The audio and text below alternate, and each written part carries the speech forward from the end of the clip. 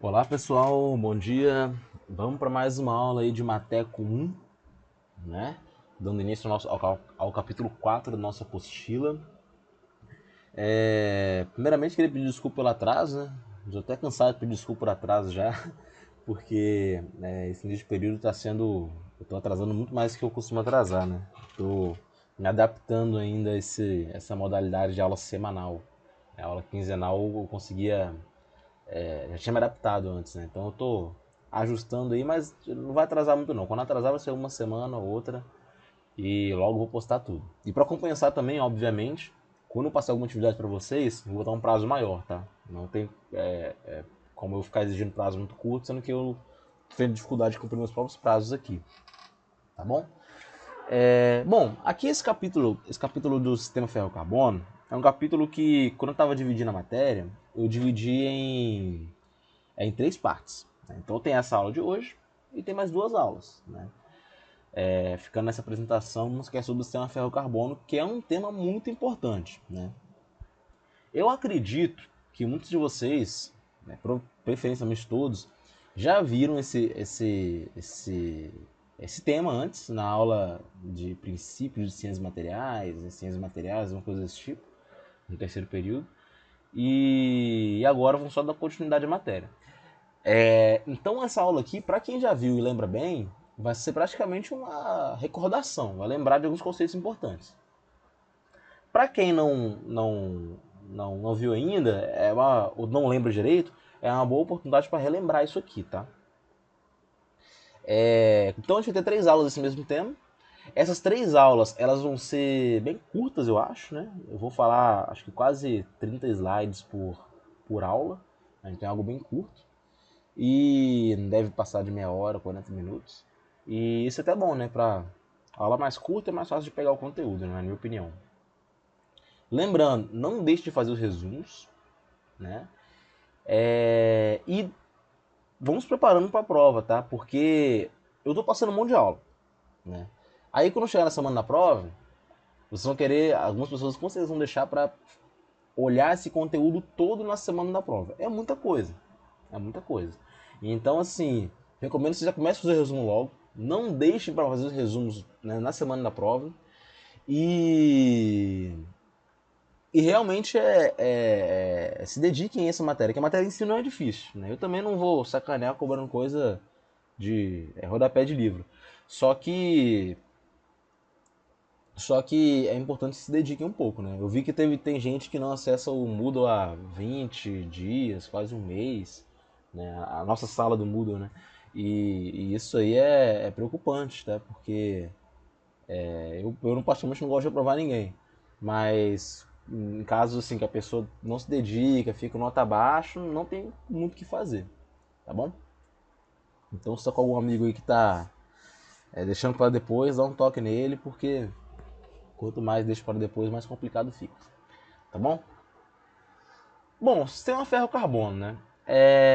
Quando a gente fala de sistema ferro-carbono, a gente se refere principalmente a dois tipos de materiais: o aço e o ferro fundido. São materiais estruturais básicos, usados largamente em engenharia e tecnologia. Né? Tanto o aço quanto o ferro fundido são ligas de ferro-carbono. Né? O ferro fundido tem uma particularidade ali, que é uma liga ternária, na verdade, mas é baseada fundamentalmente em uma liga ferro-carbono. Né? É claro que podem ter outros elementos de liga, né? Tanto no aço quanto no ferro fundido. Né? No aço, principalmente, né? Um aço inoxidável, que todo mundo conhece, tem cobre e níquel de elemento de liga. Né? Mas os elementos base para esse material é ferro e carbono. O carbono é proveniente do coque, como a gente viu nas aulas passadas, né? E acaba introduzido na liga durante o processo de redução do minério de ferro no alto forno. Tá bom? Esse é o carbono. Por esta razão, tradicionalmente, o estudo e entendimento dos aços e suas propriedades passa pelo bom conhecimento das ligas ferro-carbono. Né? A liga ferro-carbono, para entender bem as propriedades, entender as particularidades dos aços e do ferro fundido, a gente tem que entender bem esse sistema ferro-carbono. Tá bom? Isso é muito importante. tá? Isso é uma das parcelas mais importantes aqui, que é o fundamento da nossa matéria. Mateco 1, eu lecionei Mateco 2 semestre passado. Mateco 2 é polímero, cerâmico, ligas não ferrosas e compósitos. É uma matéria mais curta. Aqui, em Mateco 1, a gente dá um foco muito grande para o aço, para o sistema ferro-carbono no geral. Porque a gente sabe que esse é o material que é mais usado hoje em dia. Né? Que tem mais aplicação industrial, né? Que recebe uma atenção especial. Né? Até pela sua variedade, pela sua vasta gama de opções. Então, conhecer o aço, né, principalmente, é muito importante para vocês. Né? Eu tenho uma imagem a seguir, né, que eu vou passar para vocês, que é de um diagrama de fase ferro-carbono. Tá bom? Esse diagrama que eu vou mostrar para vocês, ele costuma ser limitado até a quantidade de 6,67% de carbono, que é a relação estequiométrica para a formação do composto chamado cementita. O que é isso? Quando a gente vai estudar a liga ferro-carbono, né, nos diagramas de fase, a gente coloca a temperatura no eixo vertical e a composição no eixo horizontal. A composição da liga ferro-carbono, quando a gente está estudando, a gente costuma limitar de 0 até 6,67 ou 6,7, dependendo do material que você está usando. Por que faz essa limitação? Quando eu tenho 6,7% de carbono, isso equivale até a formação de 100% de cementita no material, né? Que é esse composto aí de Fe3C, né? Que é o carbeto de ferro. Então, quando eu tenho 6,7% de carbono, eu tenho 100% de cementita, 100% de carbeto de ferro. Então, o diagrama ferro-carbono, a gente analisa ele só nessa pequena faixa inicial de 0 até 6,7% de carbono. Né? Isso é até interessante, porque dentro de algumas aplicações pode aparecer escrito que esse diagrama, na verdade, não é um diagrama ferro-carbono. Isso pode estar escrito como um diagrama ferro-carbeto de ferro. Né? Porque é o diagrama onde eu tenho a porcentagem de ferro e a porcentagem vai de 0 a 100 do carbeto de ferro, que é equivalente a 0 até 6,7% do carbono. Tá bom?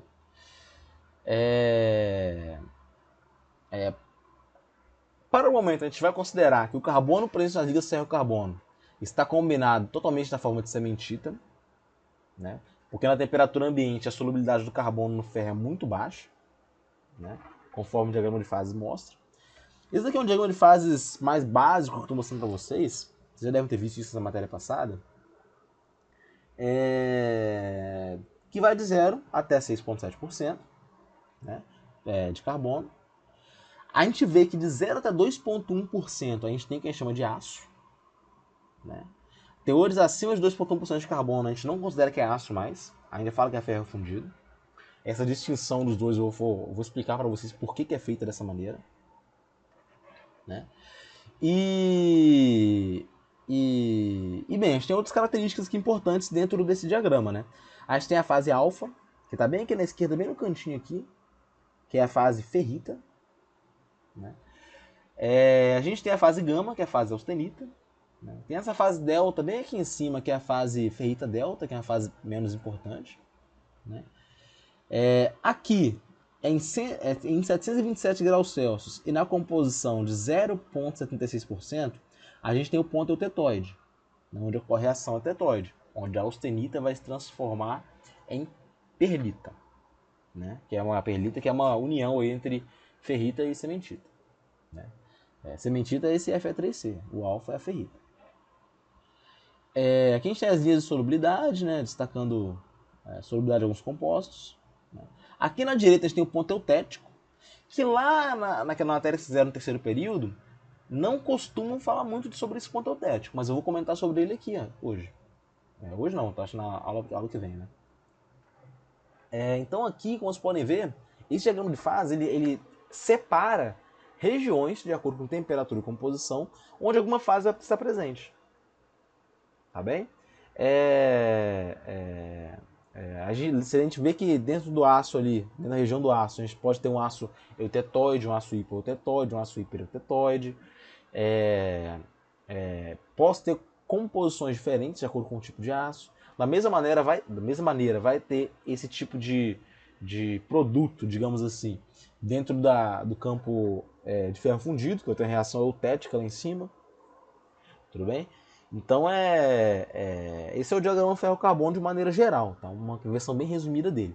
E daqui a pouco eu vou pausar o vídeo, eu vou abrir separadamente a versão mais aberta, assim, né? Maior de fato, do diagrama ferro-carbono. Como eu estava falando, a liga ferro-carbono com 6,7% de carbono é composta de 100% de cementita, né?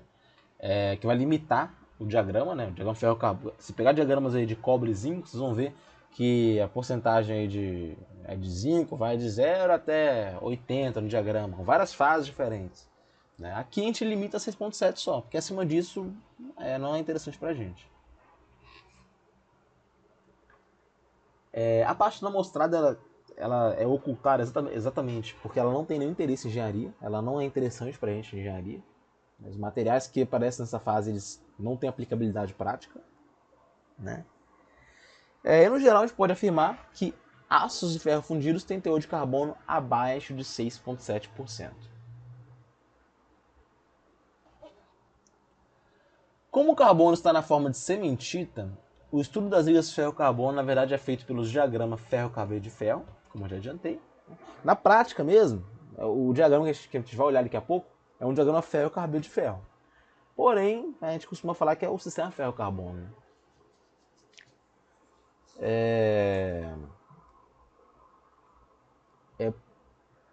Por conveniência, a gente costuma colocar o eixo horizontal a porcentagem de carbono, né? Como se a gente pegasse o diagrama ferro-carbono e limitasse uma parte, em vez de expressar em termos de diagrama ferro-carbono de ferro. Né? Mas enfim, o que eu quero dizer é que esse diagrama, na verdade, ele vai de 0 até 6,67%, porque essa porcentagem, essa composição de carbono é referente a 100% de cementita no material. Né? A cementita, como vocês vão ver, é dura e frágil. Então, o material que é extremamente duro e frágil, ele não tem tanta aplicação assim em engenharia. Né? Sobretudo devido à alta fragilidade. Vou mostrar para vocês a região do diagrama que representa os aços. Né? E também aqui representa os ferros fundidos. Né? Por que acontece essa subdivisão? Né? Aqui está escrito aqui no PowerPoint, né? Mais para vocês estudarem depois. Vocês devem ter percebido que eu costumo colocar muito texto no PowerPoint, porque eu quero que vocês não precisem de consultar um livro para entender esse conteúdo, só pelo PowerPoint é mais fácil. Bom, resumindo o que está escrito aqui. Por que a subdivisão de aço e ferro fundido é em 2,1% de carbono? Né? Isso acontece porque quando tem menos 2,1% de carbono, que é, como vocês vão ver aqui, que é o limite de solubilidade da austenita, né? O limite de solubilidade da austenita, né? Da austenita sozinha, né? No campo da austenita ali. O que acontece? Em teores abaixo de 2,1% de carbono, né? Eu vou ter em algum momento um produto ali totalmente austenítico. Né? E isso é bom. Por quê? Porque a austenita, né, mesmo que passe por aquele campo ali, a austenita é um microconstituinte do sistema ferro-carbono que ele é muito plástico, né? Ele é muito dúctil. Né? É fácil se trabalhar com austenita. Né? Quando eu falo trabalhar, me refiro a conformar. Algumas aulas atrás a gente viu como que o aço é produzido. Né? O que a gente viu lá é que depois da acearia, eu vou ter um lingote, um tarugo, um aço pronto. Né? Só que esse aço pronto, muitas vezes ele não é comercializado assim. Ele é comercializado em forma de chapas, em forma de arame, em outras formas geométricas. Né? E para a gente conferir essas formas geométricas para um tarugo, por exemplo, a gente tem que submeter esse tarugo a processos de conformação mecânica, que são processos onde eu vou deformar esse material plasticamente. Né? Aí eu falo para vocês, se esse tarugo ele não for dúctil, como que eu vou conseguir colocar ele em forma de arame, por exemplo? Eu não vou. Então, a ductilidade é um requisito para que esse material seja altamente trabalhado, para que eu consiga dar a ele várias formas diferentes. Eu pegar um tarugo e colocar em forma de lâmina, de chapa, passar por um processo de laminação, ele tem que ser dúctil, porque eu vou fazer uma deformação plástica nele. Se ele não for dúctil, ele vai fraturar durante o processo. Né? Então ele tem que ser dúctil. Né? Então quando eu passo pela fase austenítica aqui, eu garanto que eu vou ter uma fase plástica nesse material. Né? Ou seja, esse material, abaixo de 2,1% de carbono, ele vai ser facilmente trabalhado. Por isso que a gente fala que esses são os aços. Né? Os aços, geralmente, eles são trabalhados. Né? A gente não vende aço como tarugo só. A gente costuma dar forma para ele. Né? E essa forma é dada através de processos de conformação que envolvem alto grau de deformação. Tudo bem? Acima de 2,1% de carbono, né, a gente tem as regiões de ferro fundido, entre 2,1% e 6,7%, mais ou menos. O que acontece? O que a gente chama de ferro fundido? Porque nessa região, eu tenho certeza que vai haver sempre a formação de cementita. E a cementita é dura e frágil. Então, meu produto final, ele não pode ser conformado. Ele só pode ser conformado mecanicamente. Né? Eu só consigo dar forma para esse produto através do processo de fundição. Né? E por isso que a gente chama de ferro fundido, porque eu só consigo dar forma para um produto de ferro carbono acima de 2,1% de carbono através de fundição. Por isso que a gente chama de ferro fundido. Tudo bem? Então esse é o ferro fundido.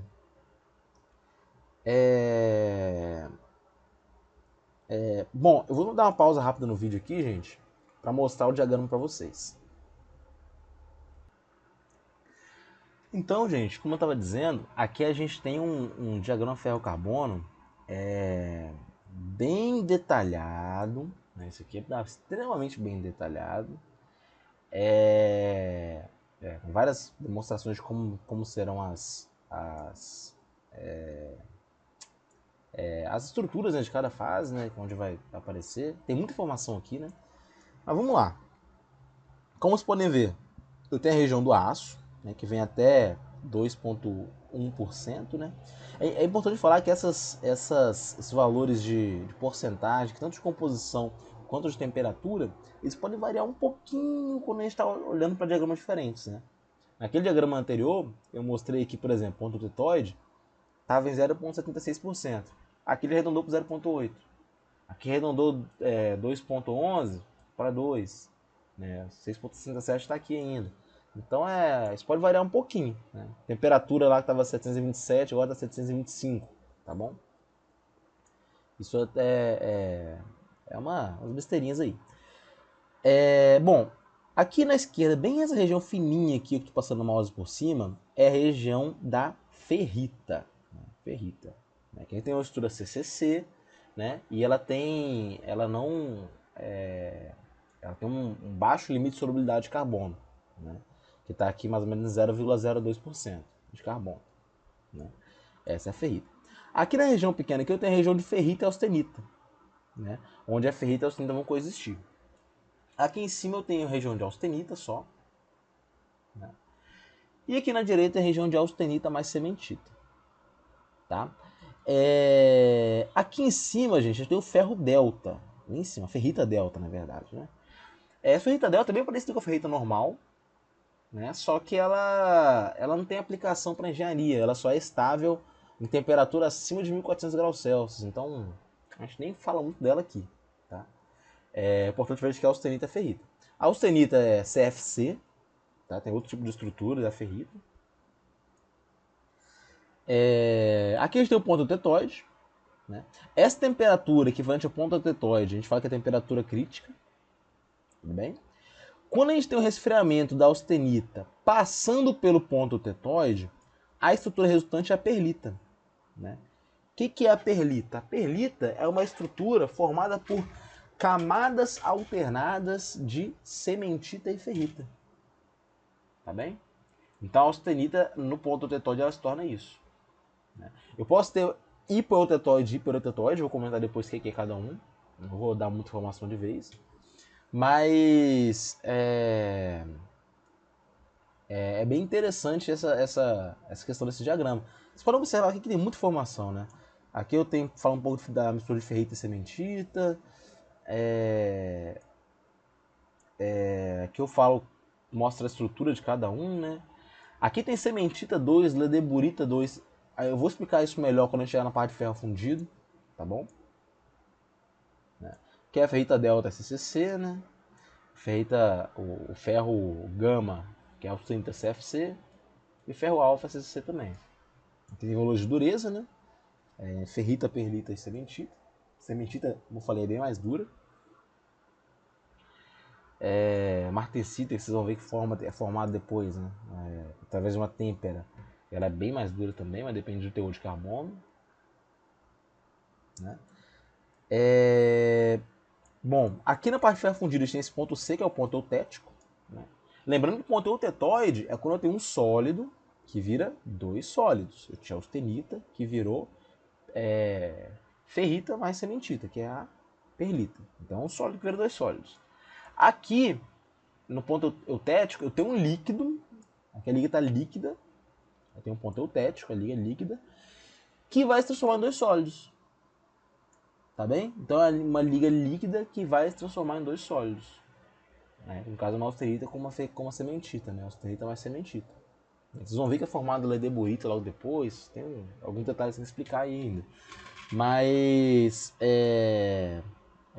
aqui é do ferro fundido, tá? O ferro fundido, a gente fala que está entre 2.1 e 6.7. Só que na prática mesmo, a maior parte dos ferros fundidos são hipoeutéticos, né? Que vem só até 4.3%. Esse valor aqui. Tá? A gente não costuma ter ferros fundidos hipereutéticos, tá bom? Não costuma, mas tem algumas exceções. Tá? Então aqui, esse diagrama ferro-carbono, eu vou passar para vocês no Moodle também. E é muito importante que vocês estudem ele também. Né? Que vocês saibam bem o que dá, o que acontece em cada região desse diagrama. Tá bom? É claro que tem que ter alguns detalhes aqui, como zona de forjamento, soda por caldeamento, se eu não me engano, está escrito aqui. Que são que não fugiram da alçada de vocês, né? Que já não cabe para vocês. Só que os detalhes sobre aço e ferro fundidos tem que saber. Né? O que acontece quando eu faço uma liga hipereutetóide? O que é uma liga hipereutética? Né? O que é ledeburita? Que eu vou explicar depois para vocês. Como que ela é formada? Isso é importante vocês saberem. Né? Aqui tem tudo bem explicado, né?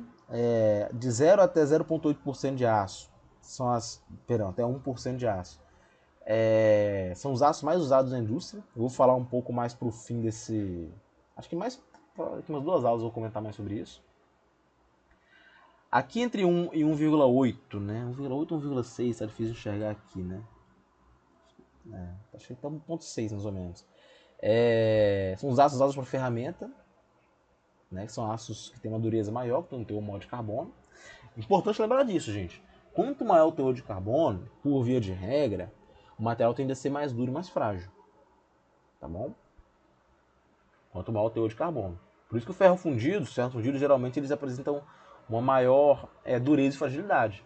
Né? Tanto que a partir de 4,3% ele nem tem aplicação mais praticamente. Já está no teor de carbono muito elevado.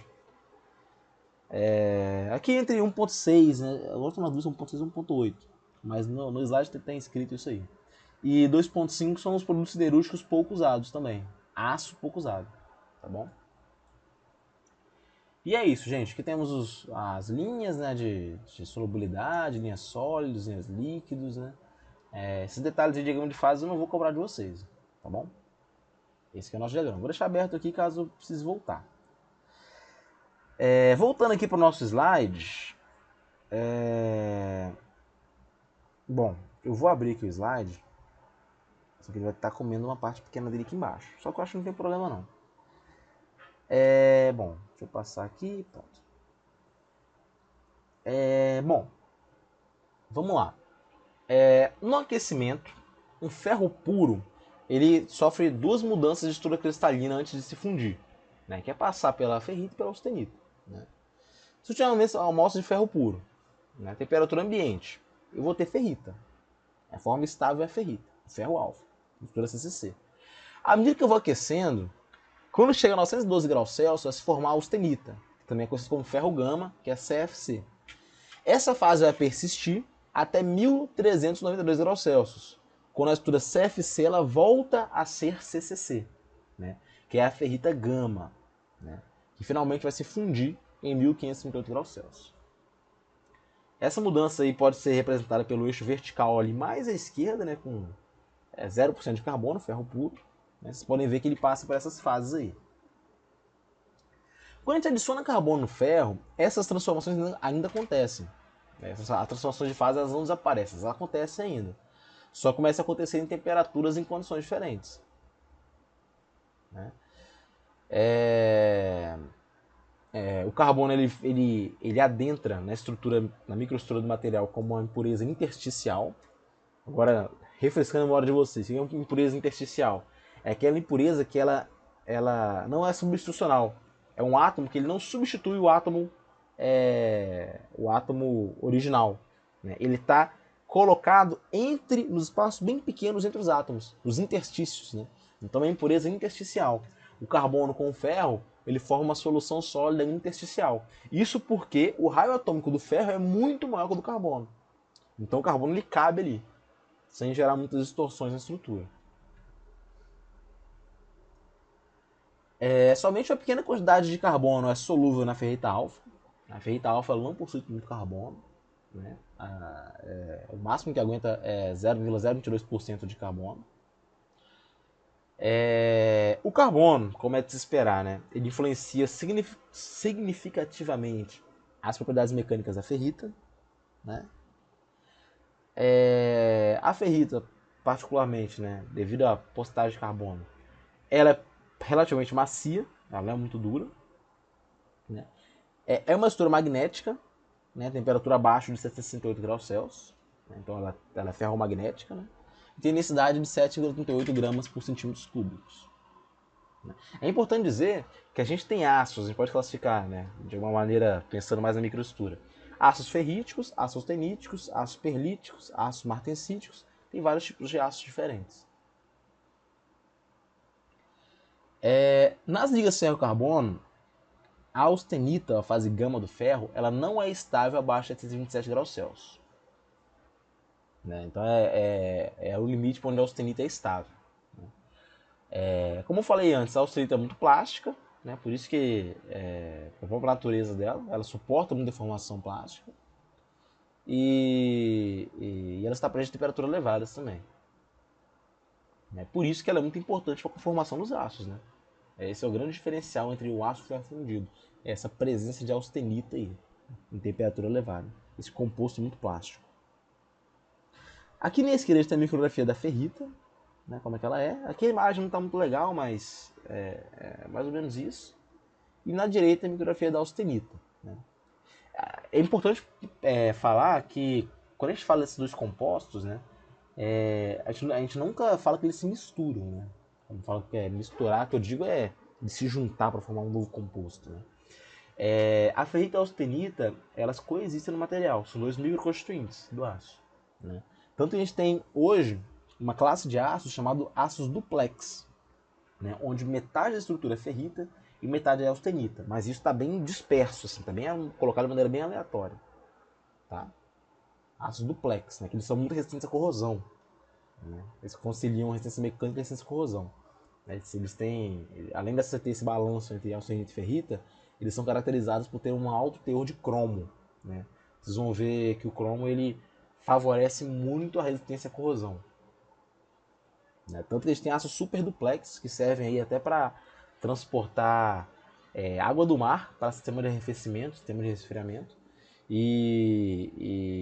porque eles realmente resistem à corrosão de uma maneira bem mais pronunciada do que aços comuns. Porém, tudo tem um lado negativo, né? Existem aços inoxidáveis, né? Esse aço inoxidável super duplex, por exemplo, ele tem essa grande vantagem, porém é extremamente difícil soldá-lo. Né? A soldagem causa um desbalanço de fase, causa degradação de propriedades, né? Então tudo tem um lado negativo também. Aqui na esquerda tem a representação da célula CCC, né, que é a ferrita, e na direita a CFC, que é a austenita. Né? Você deve lembrar também, lá do terceiro período, que tinha um parâmetro das estruturas cristalinas chamado fator de empacotamento atômico. Né? Para o CFC era 74% e para o CCC era 68%. Né? O fator de empacotamento da austenita, 74%, ele é maior que o da ferrita, né? Então, mas muito embora isso aconteça, muito embora a austenita seja mais compacta que a ferrita, a solubilidade do carbono na austenita é 100 vezes maior que na ferrita.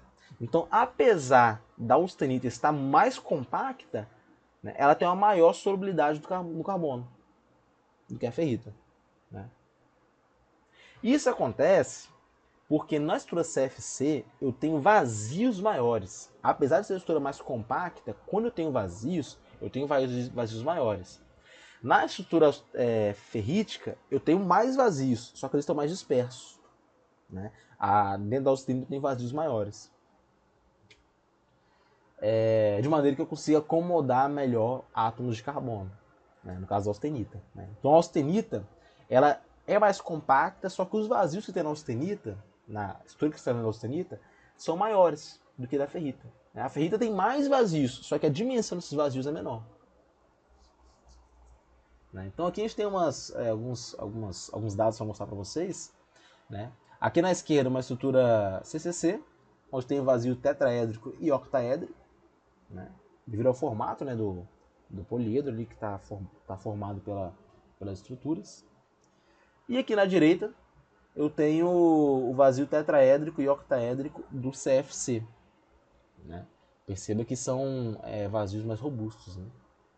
Então eu consigo acomodar mais os átomos de carbono e por isso a solubilidade do carbono na austenita é maior.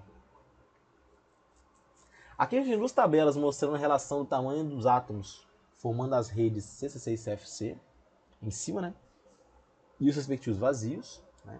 R é o raio da matriz e R é o raio do vão tetraédrico. Né? Então a porcentagem ali para o CFC, ela no geral é bem similar, mas costuma ser maior, apesar de ter um comportamento maior. E aqui embaixo tem o tamanho dos vazios das estruturas, CCC e CFC, para a cristalização do ferro, né? E a respectiva comparação com o átomo de carbono. Então a gente tem a estrutura CCC, né, os raios delas, o raio do ferro ali, o raio do vão octaédrico, né, para cada um dos tipos. Pode ver que o do CFC é bem maior, né, no geral. Para para impurezas intersticiais. Né? E o raio do carbono é bem pequeno, 0,71. Portanto, é mais fácil acomodar o carbono numa estrutura CFC do que numa estrutura CCC. Né? A distorção que o carbono causa na rede CCC é muito maior. Né? Quando a gente coloca faz uma solução sólida no material, como vocês já viram no terceiro período, né? Tô sempre lembrando que vocês viram lá atrás, né? Que é a base de vocês. Como a gente tem a solução sólida, o espaço para esse átomo de carbono estar incluído ali numa estrutura CCC, ele é muito maior. Perdão, ele é muito menor. Então ele distorce mais a rede cristalina. A ferrita, né, ela é magnética, enquanto a austenita é uma fase não magnética. Inclusive, esse ponto final que eu comentei agora aqui de uma fase magnética, outra não, isso influencia até mesmo a aplicação desses materiais. Tá bom? Em situações onde por exemplo, eu não posso ter um magnetismo, né? Características magnéticas, eu tenho que usar ligas austeníticas, né? Ligas de aço austeníticas, né? Tanto que, falando da minha experiência, na minha dissertação de mestrado, eu precisava desenvolver uma base de aço para colocar um material cerâmico, né? Que era um eletrocerâmico, tinha propriedades elétricas muito importantes. Então a base de aço ela não podia apresentar propriedades magnéticas, né? Ela não tinha que apresentar magnetismo, não podia apresentar esse ferromagnetismo. E aí, logicamente, eu escolhi um aço austenítico, né? O aço 316L, que é um aço inoxidável austenítico. Né? Não escolhi um aço ferrítico porque ele é magnético. Em relação à ferrita alfa e gama, né, como eu falei, ela estruturalmente é a mesma coisa, só que a gama ela só aparece em temperatura muito alta. Ela só é estável em temperatura alta. Então ela não tem importância do ponto de vista de engenharia. Tá? Como vocês devem ter visto, né, na disciplina anterior, as transformações de fase envolvendo austenita são muito importantes. Né? A gente tem aí transformação formando aí compostos, né, importantes. Vocês devem ter visto o diagrama TTT, que mostra a estrutura final do processo. Isso tudo é bem relevante.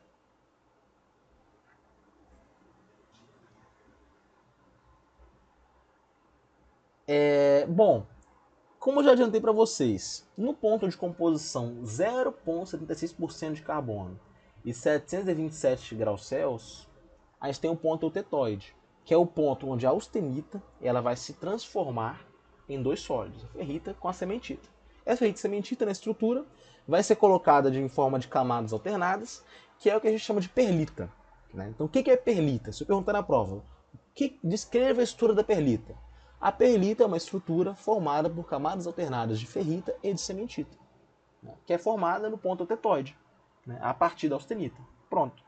É a austenita que vai se decompor em ferrita e cementita, nessas composições que estão colocadas aí, e vai formar uma estrutura de camadas alternadas que tem características desejáveis aí para a engenharia. Né? Essa transformação eutetoide é muito importante para o estudo dos aços no geral. Né? É possível fazer a formação de cementita em outras composições de carbono. A cementita ela se forma quando o limite de solubilidade do carbono no ferro é excedido, seguindo a linha de solubilidade da austenita da ferrita. Né? Então essa composição segue de acordo com a linha de solubilidade tanto de um composto quanto de outro. Né? E no ponto eutetoide onde forma-se a perlita de fato, né? Que são a sementita de ferrita em camadas alternadas ou lamelas alternadas. As duas maneiras de escrever estão corretas. A sementita é a fase principal na qual o carbono é encontrado nos aços, podendo coexistir com a fase ferro, né, fase ferrita, né, perdão. A sementita ela pode coexistir com a ferrita, vocês vão ver isso daqui a pouco, né, ou com a fase austenita também. Né, tem campos no diagrama de fase para isso. Depois vocês voltarem lá no diagrama, vocês vão ver. Tem um campo de sementita com ferrita e sementita com austenita. A sementita é muito dura e frágil, e, portanto, a sua presença nos aços aumenta a resistência mecânica e reduz a tenacidade. Lembrando que quando eu falo de resistência mecânica, eu estou falando de dureza, limite de escoamento e limite de resistência de tração. Então, geralmente, só para lembrar, quando eu aumento muito a resistência mecânica de um material, eu vou estar reduzindo a ductilidade e tenacidade. Por outro lado, quando eu reduzo a resistência mecânica, eu geralmente tenho um aumento de dutilidade e tenacidade. Tá? Isso algo que vocês vão perceber que é comum. Né? Um belo exemplo. Transformação martensítica. O que a transformação martensítica, que ocorre na têmpera, faz? A transformação martensítica, ela pega um aço e transforma na estrutura martensítica. Essa estrutura martensítica, ela vai ser rica em carbono. Ela vai ser uma estrutura dura e frágil. Ser ela dura e frágil quer dizer o quê? Que ela tem baixa dutilidade e tem uma alta resistência. Tudo bem? A única exceção que eu posso dizer para vocês aqui em relação a aço, principalmente, são aqueles tratamentos, aqueles mecanismos de endurecimento do material. Né? Aquele mecanismo de refino de grão para se aumentar a resistência mecânica, aumentar a dureza de um material, ele é o único tratamento que faz com que a dutilidade aumente junto da dureza. Né? Mas também esse aumento Ele não é tão elevado nem de um lado nem de outro. Tá? Tratamento de refino de grão. De resto, eu vou sempre sacrificar um em relação ao outro.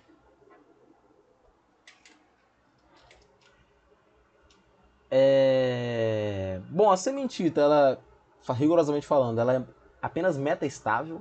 Quando eu falo metaestável, é que ela se tornaria estável se exposta a um tempo infinito. Então ela está se tornando estável muito devagar. Ela permanece como um composto em temperatura ambiente, mas se aquecida até a temperatura por volta de 650 graus Celsius, 700 graus Celsius, por várias horas, ela irá gradualmente decompor a sementita em ferrita e grafita. Então a sementita ela pode ser decomposta em ferrita e grafita. A gente vai ver isso mais detalhadamente quando a gente falar no capítulo 5 de tecnologia dos ferros fundidos. Tá? Essa sobre grafita principalmente. Tá bom? Essa reação, obviamente, afeta a propriedade das ligas, né? Que transforma uma fase frágil em duas macias. Né? E o resultado das propriedades da nova liga depende do novo teor de carbono que permaneceu na forma de sementita.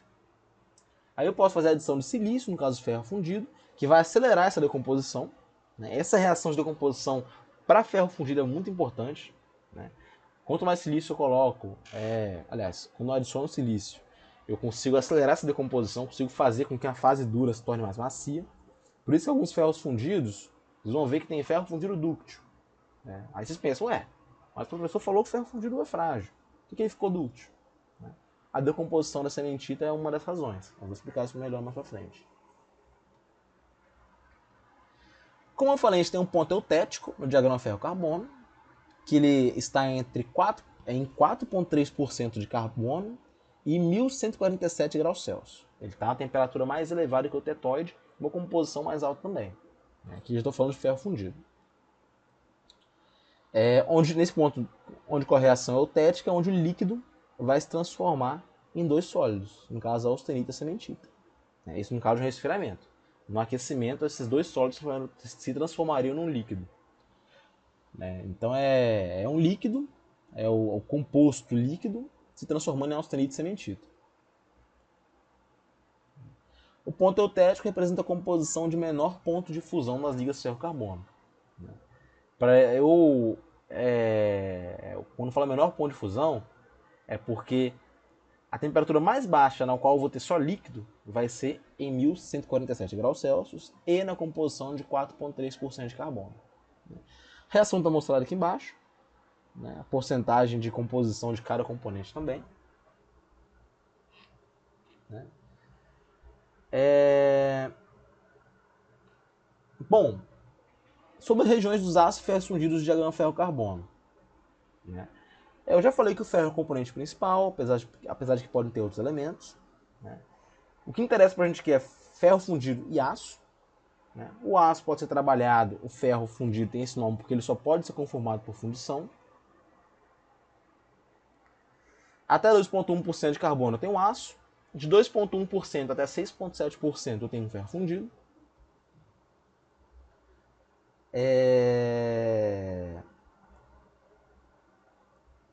No resfriamento aí até temperatura ambiente, no caso de até 2,1% de carbono, no caso do campo do aço, né, vai haver formação de austenita em algum ponto. Né? Embora o aço ele vá aí até 2,1%, como eu destaquei lá no diagrama de fases, geralmente a gente limita aí o teor de carbono no aço até 1%. Tá bom? Mas tem exceções, obviamente. O ferro puro apresenta mudança de fase a 912 graus Celsius, formando a austenita, né? Quando está aquecendo, né? Quando a gente resfria uma barra de ferro, acontece algo chamado de contração linear, né? Que é o comum dos sólidos. Né? Resfriamento acontece contração. Porém, quando eu passo por essa temperatura de transformação de austenita e ferrita, ocorre um aumento do volume, né, do material, ocorrendo uma dilatação repentina. O que é isso? Por que isso acontece quando eu estou resfriando? né? Eu estou resfriando, passei para 412 graus Celsius, tem um aumento de volume. O que aconteceu? Por que aconteceu essa dilatação repentina no resfriamento? Isso acontece porque o fator de empacotamento da ferrita é menor que o da austenita. Então a estrutura está se ajeitando, digamos assim. Beleza? Então eu estou saindo de um nível de compactação maior para o nível de compactação menor. Então eu tenho uma dilatação. Né? Eu estou saindo da austenita e indo para a ferrita no resfriamento, passando por 912 graus Celsius. Né? Como está mostrado aí. Né? Olhando da direita para a esquerda nesse gráfico, ó, no resfriamento, em 1392 graus Celsius eu vou ter uma redução de volume, eu vou resfriando, redução de volume. Quando chega a 912, você vê que esse volume aumenta de uma vez só, depois ele volta a reduzir normalmente. Por quê? É onde acontece essa mudança de fase, transformação de fase. Tá bom? Aqui nesse eixo vertical tá os parâmetros de rede da célula cristalina do ferro. Tá? Esse parâmetro de rede vai variando de acordo com a transformação de fase e com a temperatura também. Beleza? Gente, então eu vou parar essa aula por aqui, né, no slide 28. Acho que está cortadinho aqui embaixo para vocês, mas dá para pegar. E a partir daqui eu começo na aula que vem falando dos ácidos eutetoides, hipereutetoides e hipoeutetoides. Beleza? Qualquer dúvida, né? Eu acho que vocês já viram essa matéria antes, devem estar relembrando, né? Mas qualquer dúvida, entre em contato comigo. Né? Caso vocês não queiram falar comigo, vocês querem estudar por conta própria, né? Porque eu particularmente, falando de mim, né? Eu acho que eu entendo melhor um assunto quando eu leio aquilo num livro do que com outra pessoa explicando. Então, recomendo que vocês olhem o Kalister também, além da apostila que eu estou passando para vocês, né? Que está bem igual o slide, a apostila. E tem muita informação interessante sobre isso, né? Hoje em dia, até no YouTube, nunca verifiquei, mas deve ter videoaula sobre isso já disponível. Enfim. Tá bom, gente? Então, a partir da semana que vem a gente volta no slide 28. Beleza? Valeu, gente. Até a próxima.